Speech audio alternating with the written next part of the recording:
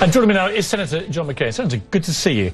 Let me ask you a question. If you had been president through this crisis right now, under what circumstances would you have gone to Congress to seek permission, effectively, for military action in Syria?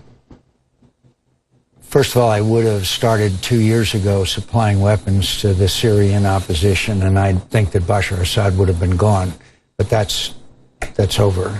I certainly would have consulted with Congress, which is what the War Powers Act requires, but I would have taken action without calling for a resolution. And if you want to call for a resolution, fine. If you want to act, I think you were constitutionally correct in doing it.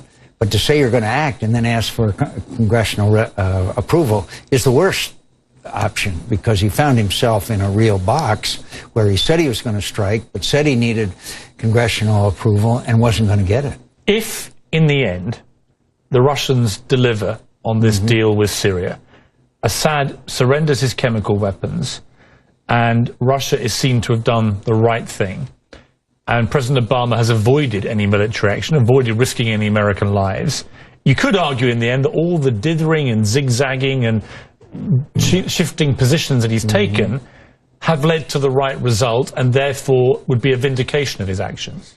I think you could argue that that's the best outcome given the situation now, but then you still have this conflict that goes on the ground in Syria. You might be interested to know that when the threat of the attack was going on, Bashar Assad grounded his air force, dispersed his forces. As soon as the pause was announced, he immediately resumed the air attacks. The weapons came in from Iran and from Russia.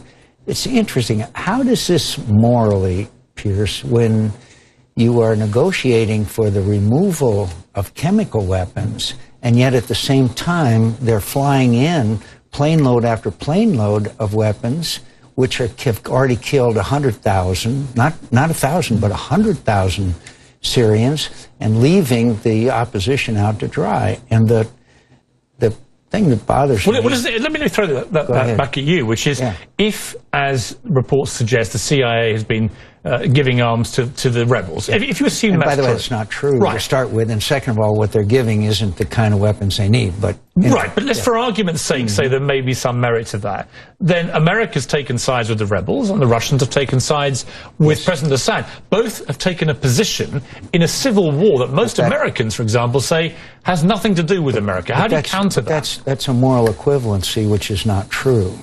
This started out with a group of people demonstrating, and of course Bashar Assad wholesale massacre with 5,000 Hezbollah on the ground. They're not Syrian, they're from Lebanon. With the Iranian Revolutionary Guard all in, and the Iranians all in, and the Russian arms flights coming in, it's an unfair fight, first of all. But second of all, would we have not tried to get arms to the French who were fighting against in World War II? Would we not be supporting people who are fighting for the things we stand for and believe in? And we can go into whether they're Al-Qaeda or not. It's another conversation.